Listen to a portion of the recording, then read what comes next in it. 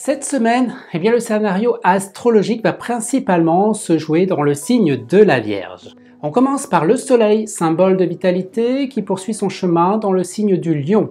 Lorsque le Soleil est en Lion, il est dans son élément au point le plus fort. Le Soleil va donc apporter un élément de positivité, de dynamisme et donc d'une grande vitalité.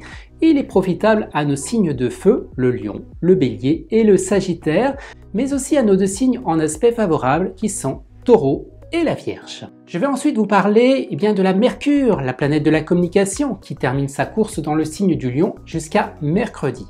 Et lorsque Mercure est en Lion, il y a une grande ouverture d'esprit dans les rapports. Les échanges sont plus démonstratifs, plus nets, et elle va donc bien sûr être profitable à nos signes de feu, le Lion, le Sagittaire et le Bélier, mais aussi à nos deux signes en aspect favorable qui sont Taureau et la Vierge.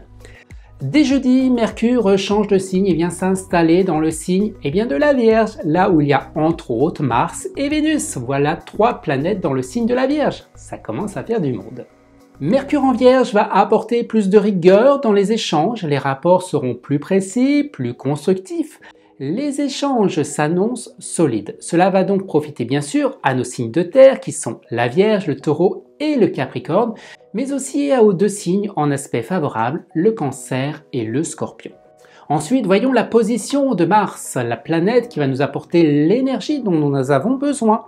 Mars est toujours en place dans le signe de la Vierge. Mars est comme un stimulant, mais aussi peut entraîner un peu de fatigue car Mars est puissant lorsqu'il est dans le signe de la Vierge.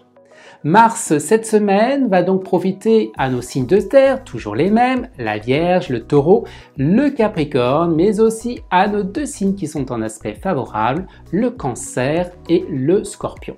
Et on termine avec la plus jolie des planètes qui est Vénus, la planète de l'amour. Vous le savez déjà, Vénus est dans le signe de la Vierge. Les relations seront plus stables, plus structurées, notamment si vous êtes Vierge, Taureau, Capricorne, Cancer et Scorpion. Alors avant de vous quitter, voici mon top 3 des signes de cette semaine. La troisième position revient une nouvelle fois au Cancer. La deuxième position, le Lion.